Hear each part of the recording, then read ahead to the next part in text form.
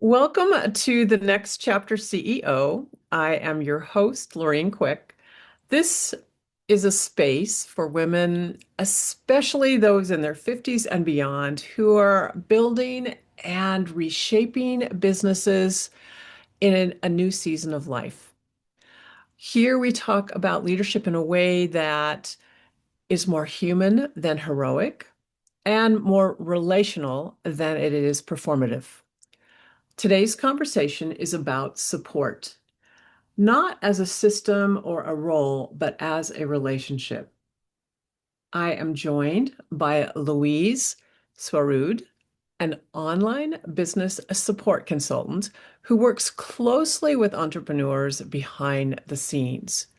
We're going to be talking about what she notices before her clients ask for help, the hesitations that often just live under the surface, and what helps a working relationship feel steady and respectful from the very beginning. This is not a how-to conversation.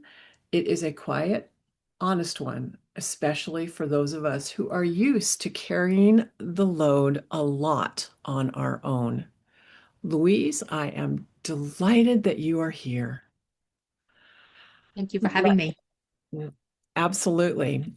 Let me just jump right in and I will ask my first question. From your perspective, Louise, what do you notice about women entrepreneurs before they ask for support or help?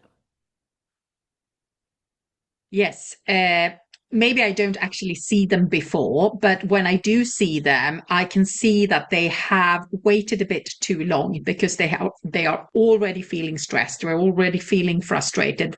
They're almost apologizing for, oh my God, it's such a mess in my business. I don't know how it got like that. Those kind of, I mean, they're making excuses for why they haven't been able to control it, maybe, or why it's caused stress in their life. Yeah. Or why they need help? And why they need help. Yeah, Yeah. exactly. They feel like they need to have an explanation to why they have come to the conclusion that they need help. It's interesting. I always think about the woman who hires someone to clean her house, but she goes around and cleans the whole house before the house cleaner gets there so that the house Yeah. is moderately clean, so that Yeah. she's not embarrassed by that. And we Yeah. have to, as entrepreneurs, we need to let that go, that whole idea Yeah. that we shouldn't need help. But there's another side to it as well, which I think is maybe equally problematic. And that is that we, we've been taught that we need to do everything ourselves and we need to hold the fort and make the ship sail or whatever. We're the project manager of the family usually and stuff like that. But we are also in our head, we think that we know best. We know how to do this. It Mhm. would be complicated to try and let somebody else help me with this. Yeah, and that underlying all of that to me is control. Yeah, That absolutely. we have gotten as far as we've gotten. We've been in many cases wildly successful because we've controlled everything. And Yeah. as things get bigger and bigger, it's harder and harder to keep that control. And asking for support is one form of saying I'm losing control, at least in our Exactly. mind, Or right? it feels like that. It feels Yeah, like that. It isn't, but it feels to many people like that. Yeah. yeah. So it's a big shift, I think, for a solopreneur Hmm. who's done it all herself for so many years or months or weeks or however long it's been to finally say, I'm going to release this and let someone support me, ask someone to support me. So And then when you go ahead. I was just going to say, and another common disbelief. Well, what do you call it? You think that it's you have to wait until you're a certain size in your business economically, because it's an investment and it's going to cost money. But you can start really small. You can even do project. Just let somebody come in for a few hours as a one-off and help you with something, because the time you save, if you think about like whatever you do in your business, you are obviously, you have fees that you charge your clients, and if you sum that up, what you should be making in that time when you're sitting doing some behind the scenes admin that needs to be doing that could have been done by somebody else. So I don't think you have to be afraid and say, oh, I'm too small or I'm just starting out, because that control part of it gets less if you start earlier, because you haven't maybe worked out exactly how you're going to do it and you can work it out together. Mhm. Well, and I think that what's nice about that idea is if you start with a small project, you're getting your feet wet before you jump all the way in. You can also try people out to see if there's a fit, right? Because Exactly. eventually you want to have an assistant, a support in your office work, that someone you trust, that someone you can depend Absolutely. on, but also that you are kind of in sync with. Um, I Yeah. always, I always know the best support I've ever had have been people who seem to read my mind. And it Yeah. isn't that they're mind readers. It's just that they are clever enough to observe and they start Mm. to notice my way of doing things and my way of approaching tasks. And they anticipate what that will look like as we move forward into projects and assignments and that kind of stuff. So, but all of that takes time. So start Yes, it small, does. try this whole Yeah, thing exactly. and look for that Exactly. alignment. Yeah. Yeah. Yeah, absolutely. Absolutely. I agree with you 100%. And beyond the idea of, losing control, are there any other fears that you think of that are stopping women from saying, yeah, I'd like a little help. Well, it's that. And another side of the control might be that you kind of don't want to be told of another way because you have worked out your way and you think that's really clever. And then if somebody comes in and says, have you tried this? You kind of resisting to go Absolutely. with somebody else's idea, you know? Right. If I've always filed under A, B, C, D, and the person suggests we file under one, two, three, four, it's like, well, what? Yeah. Yeah, That's kind of exactly. an example, but it's true. It's sort of like, oh, and you may also feel that you're being judged, right? That, oh, you should have known that in the first place. Duh. Yeah, there is that. There is also a built-in competition I find with women in society in general. Uh-huh. There is this underlying. We never say that we compete, and we wouldn't, deliberately give that signal. But I think underlying, we have that sort of feeling of, is she better than me? Uh-huh. And what's really silly about all of that is, well, of course she's better than me. That's what her job is. That's her expertise. Why wouldn't she be better than me? And that's why I hired her or My him, right? accountant is better than me on accounting, but I would hope so. Yeah, I think so. So, I think then really it comes down to ego, Yeah, right? And to be honest, to be an entrepreneur, you have to have an ego. We all start with ego, right? absolutely. Yes. But Yeah, yeah, yeah, absolutely. But at least for me, I will say, as I've evolved in owning a business, operating a business, ego is actually become a detriment. It's a negative Yeah, because I yeah, make stupid decisions sometimes based on my ego. I yeah, hold on to things I shouldn't hold on to because of my ego. So yeah, it's paying attention then, anticipating before you hire, and then paying attention as you begin this work relationship to notice, is my ego interfering with this? Because yeah. I'm paying you, so to speak, right, with my Mm. money.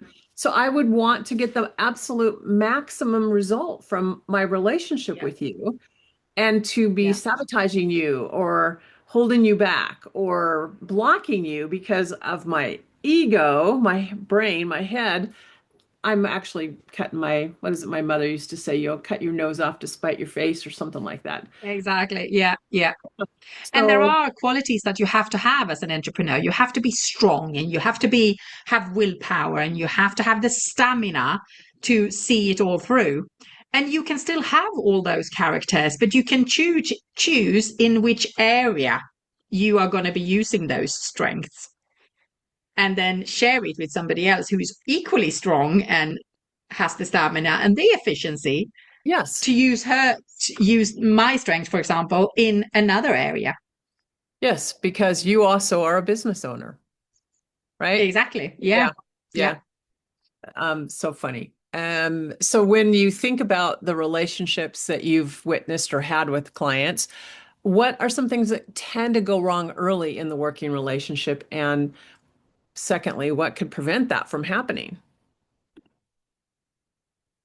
Well, there could be something basic that you just don't align. You're just not the same type of people, or there's some kind of communication issue and problem.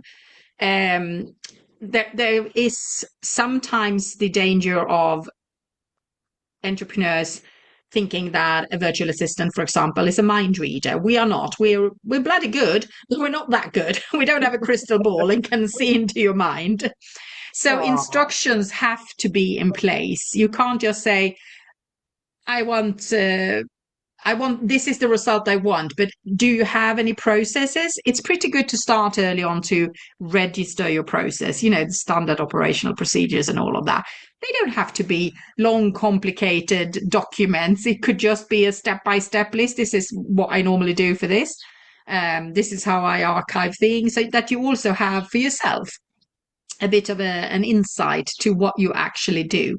And if you have those things in place already, then you started working with a VA will be so much easier because you can just refer to those those processes. documents. Yeah. So providing really clear instructions around what the outcome is, and then Yeah. any secondary processes that already are in place that would allow you to do your work more efficiently and also be aligned with what I'm looking for. Right? Yeah. Yeah. Yeah, and you can't expect miracles when you first start working with somebody. You can't expect miracles within a week or so. It takes a little bit of time. I would say there's probably a 3 month period where you're finding your feet. You're both finding out how we're going to work together, how we're going to communicate, what type of tasks. Because sometimes you start with the wrong type of tasks. Because I've met entrepreneurs who say, "This is what I want you to help me with." And I go, okay, if that's what you want, I'll do that. But along the line, I then noticed that there's another area where I could have much better impact. Because if you choose a task that still requires your own input, Hmm. it's not going to be so efficient because I can do so much and then I have to stop because then I have to wait for your input. And then maybe you don't have time at that certain time. So then it delays the process. Whereas there might be another task which I can do from start till finish.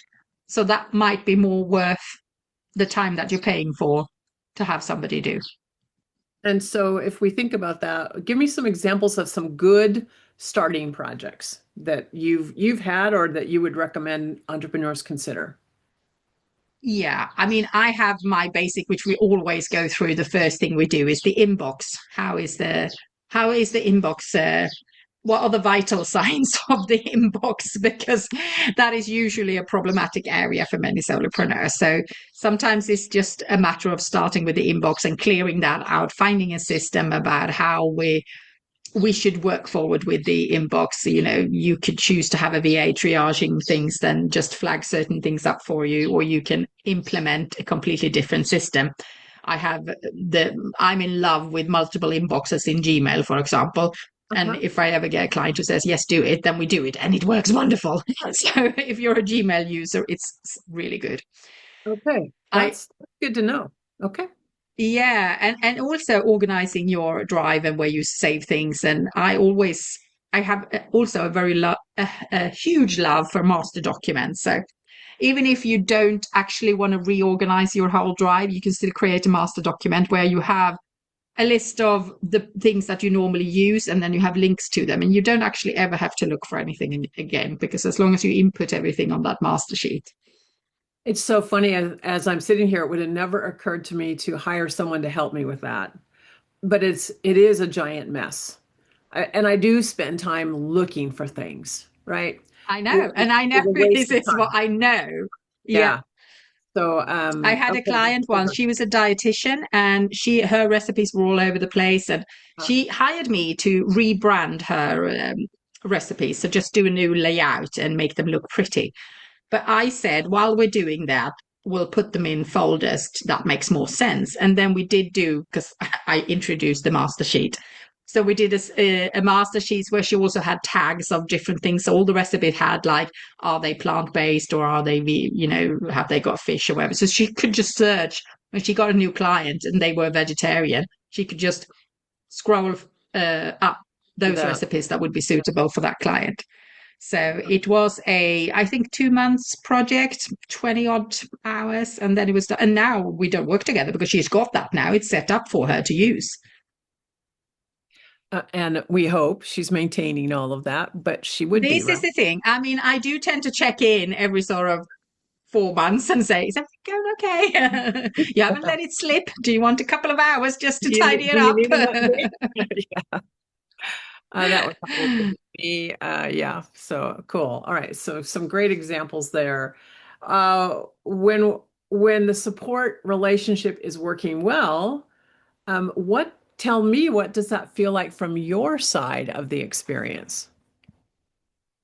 I love that question because I don't even look at my clients as clients because I have worked with all of my clients for years. Mhm. And that's how our relationship is. It's more like being friends, but we help each other out. I do work for them and I know that I send them an invoice every month, but we talk about all sorts of things. I also go out of my way to try and visit my client at least once, a little bit depending on where they're located and where I'm located. But I Mhm. have met the majority of my clients at least once. And that changes the relationship as well, because if you visit somebody in their own house, you maybe even meet their family, it creates a different uh, strength to the relationship. Personal, and more Yeah. into, yeah. Yeah, exactly. Exactly. And I always say, I mean, I have a little tagline as well. I call myself your business mum because I want to be the person you can come to as well when you have a problem. And it doesn't actually have to be in your business. It could be just need somebody to chat to about something as a Mhm. business owner to another business owner, because we might have specific issues that happens in our lives. And and it's nice to have somebody who you can talk to, and that person also knows your business, because if I've been working in the business for some time, I know it. I think that's really good because I do really feel, we feel alone a lot as a solopreneur. Mhm. We don't, we meet lots of people, but we don't share sometimes the things that trouble our minds or Yeah. the things that we're really excited about. We don't share fully with others. So No. it's nice to have an intimate, friendly relationship with someone who Mm. understands who you are, where you're coming from, and your Yeah. successes as well as your frustrations. Yeah. Yeah. I Yeah. feel like I'm running more than one business because I care equally for all my clients' businesses as I do for my own, because I want them to do well. And I get really excited when I see something good happening in their business.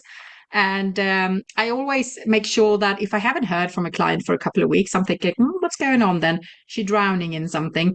And I always send a message to say, hello, what are you doing? I haven't heard anything for ages. Anything I can help you with? Just checking in. And I know that's appreciated. It's appreciated that you are right. I'm really stressed at the moment. I haven't even had time to send anything to you to do because I've been that stressed. Yeah, I believe that too.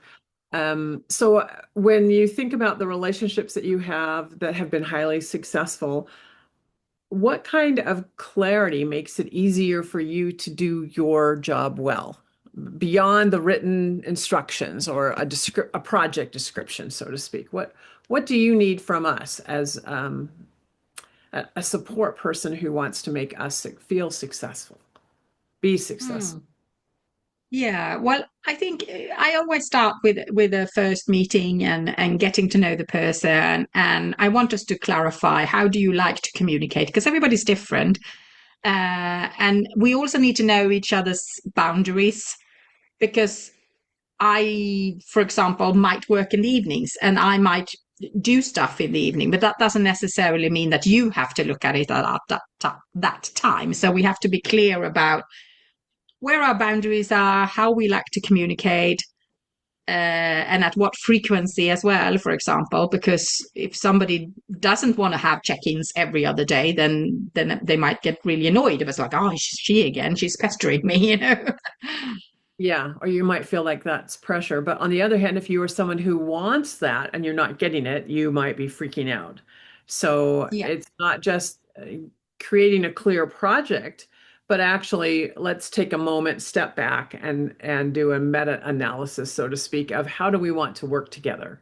What do I need? What do you need in order for us to feel like things are moving and that we are, you don't want to finish a project and find out it was not what I wanted, nor do I no, want you to finish a no, project and find out it's no, not wanted.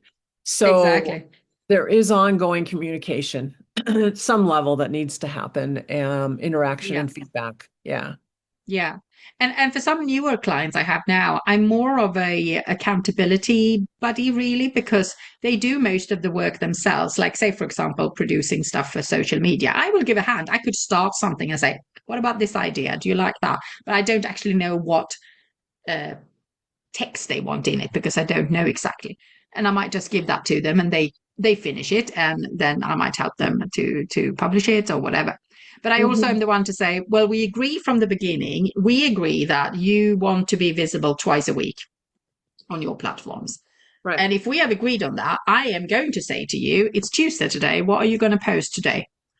And one client I had in the beginning, she kept apologizing to me, like, oh my God, you must get so upset with me because I haven't done anything and I didn't do it. And I'm like, I don't get upset. You don't have to apologize to me. I'm just holding you accountably as we agreed to what you wanted to do.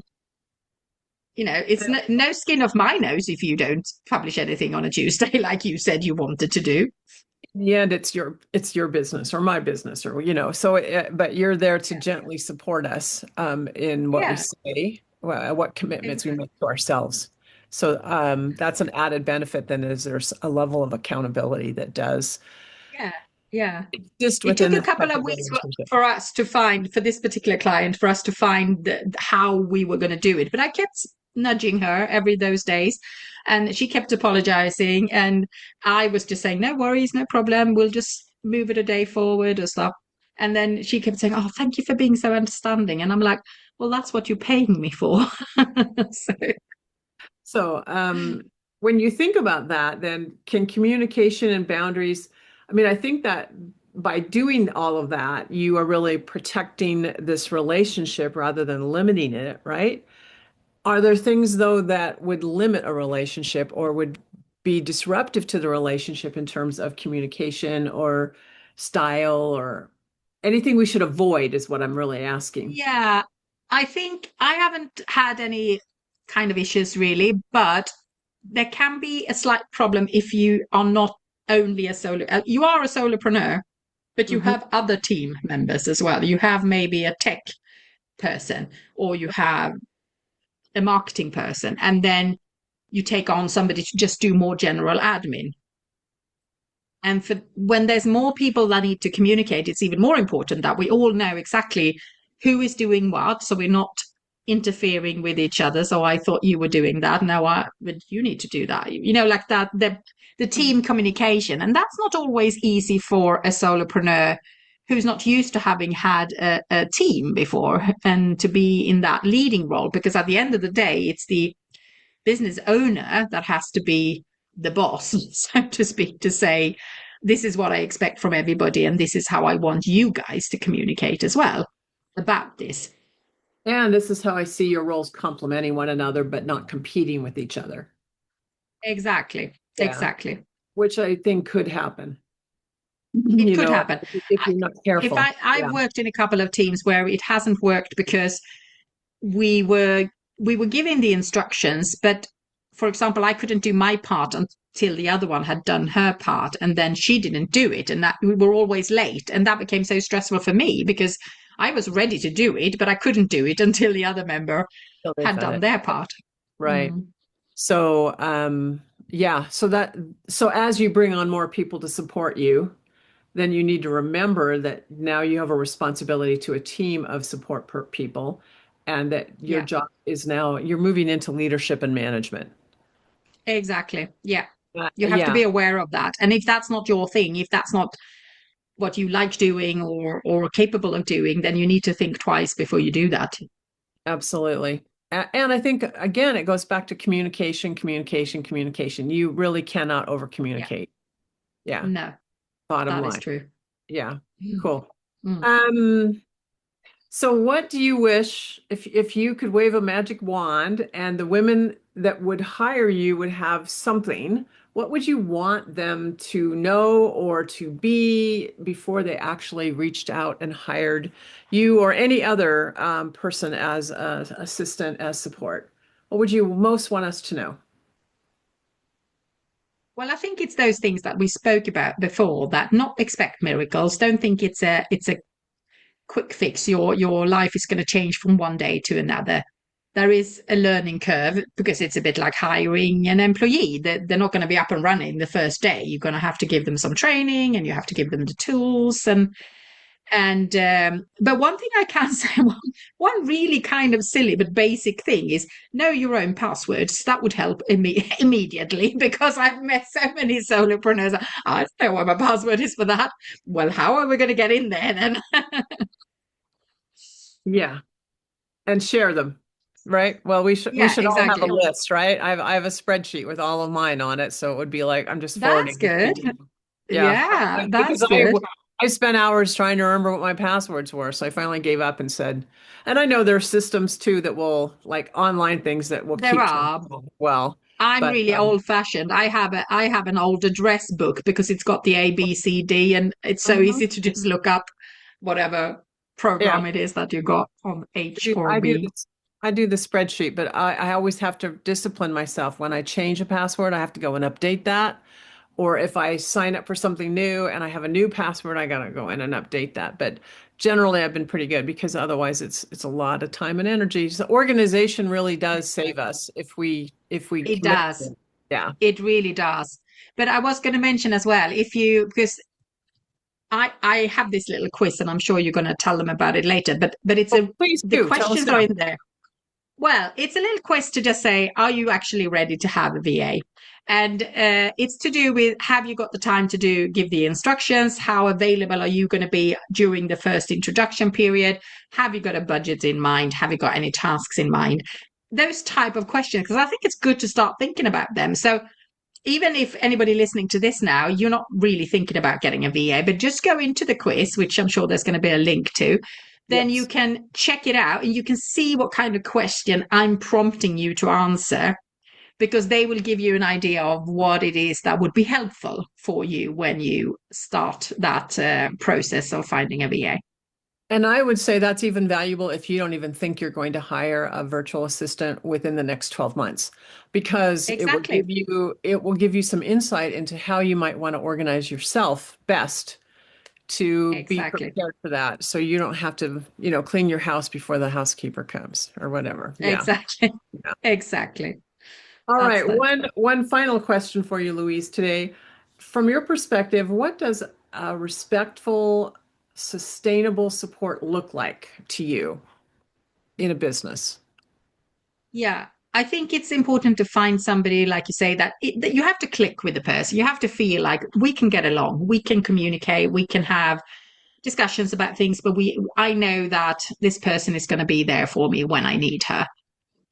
I think a good VA should be fairly flexible as well, as in although you have your own boundaries, you should also maybe, if there is a client all of a sudden, oh, I'm going to this presentation on Friday, I haven't got my presentation ready. Can you stop and help me do it?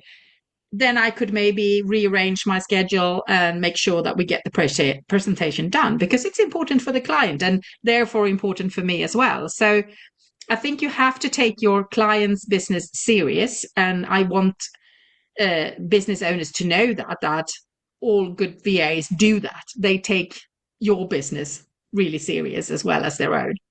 And me personally, I am devoted to helping those solopreneur women who are probably more needy than others. They are just getting to that stage where it's starting to become overwhelming and they don't know how they're going to do it and they're feeling frustration. I love helping those people because even if sometimes it's a little bit challenging for me, there's a lot to sort out before we can move forward. But I also know the feeling that they get once it's up and running, and they're like, oh my God, why didn't I do this earlier? So Mhm. I think it's a Yeah, recommendation. Try and start a little bit earlier than you think that you should. need that.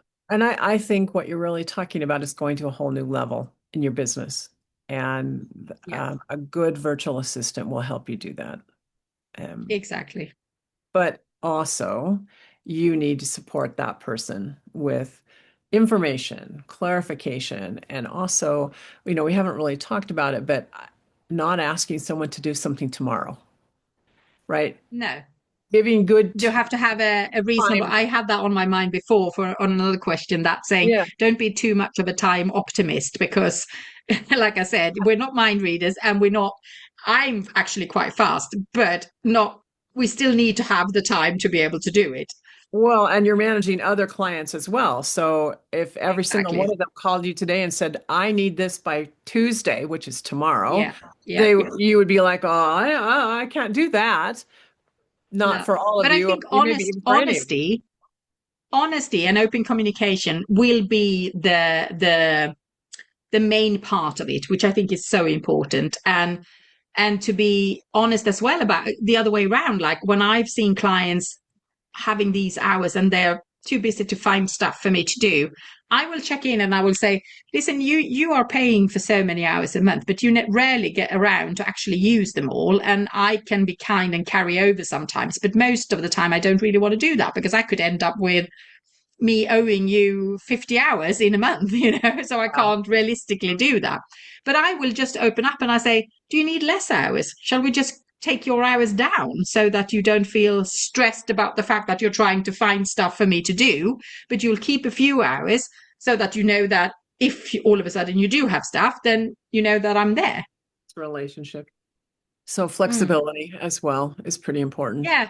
on Open both sides. communication, honesty, and flexibility from both sides. Yeah. Fantastic. Well, as we come to the close of this conversation, Louise, I want to first just say thank you. Thank you for your care, for your clarity, for your thoughtfulness. Um, this has been really interesting to me and also informative to me about my own business. And I hope for those listening that you are gleaming, you are getting some ideas as well. And I do truly appreciate you sharing your perspective with us. I think I am learning about myself as my business grows that asking for support is not a sign that I'm not good enough, that I wasn't able to handle it. It's really a sign that I am ready for a new level. I am ready for a different way of working. And that is something to look forward to. That is something to celebrate. That is exciting. If those of you who are watching or listening would like to reach out to Louise, please do. Her contact information will be in the show notes that you can find with this audio or with this video. Also, she has offered that free quiz that she referenced earlier in the conversation, so please check out the link for that as well. And if this conversation has resonated with you, please feel free to like it, leave a comment, or share it with someone who you think might also benefit from this conversation. That is how our quieter conversations find their way out into the world to those that are in need of hearing the message. And I do want to thank everyone for spending this time with us. I will see you next time on the next chapter CEO.